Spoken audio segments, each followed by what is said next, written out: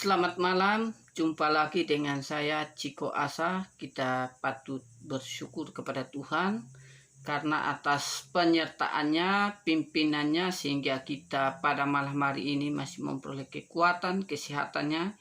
Itu semua karena penyertaannya. Pada malam hari ini saya akan memberikan materi secara singkat, yaitu berkaitan dengan manajemen pendidikan dalam konteks mengajar. Nah, bagian penting yang akan kita pelajari di malam hari ini yaitu dua bagian. Yang pertama berkaitan tentang apa itu mengajar, dan yang kedua yaitu hukum-hukum mengajar. Kita ketahui bahwa mengajar adalah tugas utama dari seorang pendidik, atau tugas utama seorang pendidik yaitu memberikan pengajaran kepada peserta didik.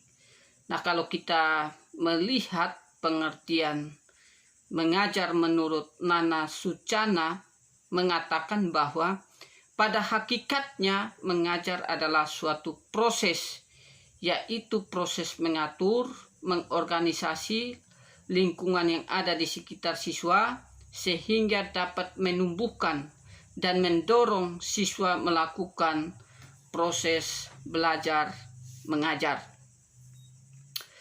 Selain itu, mengajar juga ialah usaha yang dilakukan oleh seseorang untuk memberikan ilmu pengetahuan kepada peserta didik.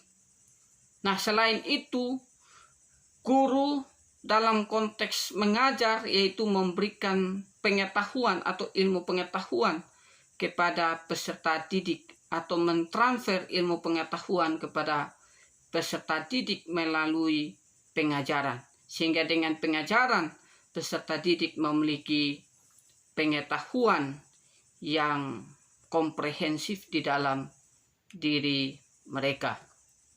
Nah, itu pengertian secara singkat mengenai apa yang dimaksud dengan mengajar. Nah, bagian berikut yaitu hukum-hukum mengajar. Nah, kalau kita melihat di dalam buku John Milton, dalam bukunya 7 Hukum Mengajar, ia menyatakan bahwa beberapa petunjuk yang perlu dipersiapkan oleh seorang guru yang baik dalam memberikan pengajaran. Yang pertama yaitu persiapkan bahan pelajaran dengan mempelajarinya berulang-ulang. Artinya sebelum guru memberikan pengajaran atau memberikan materi kepada peserta didik, guru harus menguasai materi yang diajarkan.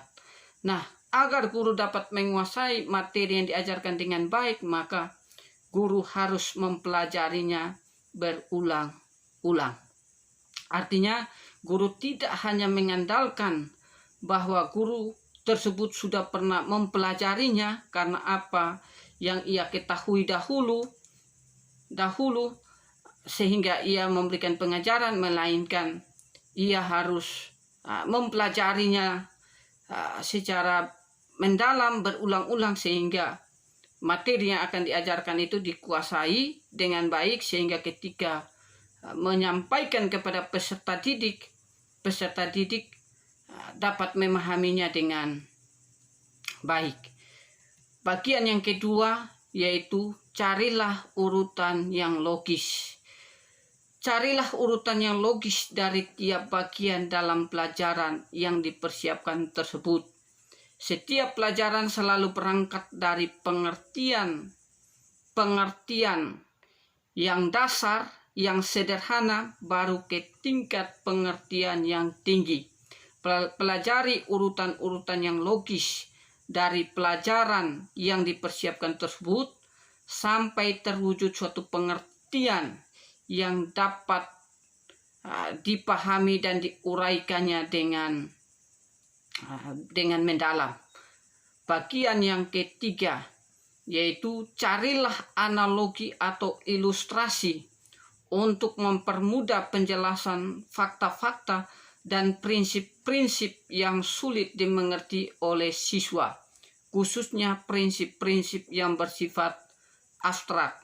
Bagian yang keempat, carilah hubungan antara apa yang diajarkan dengan kehidupan sehari-hari siswa. Hubungan-hubungan inilah yang akan menentukan nilai praktis atau nilai penerapan dari pelajaran tersebut. Hukum yang kelima yaitu menyiapkan referensi.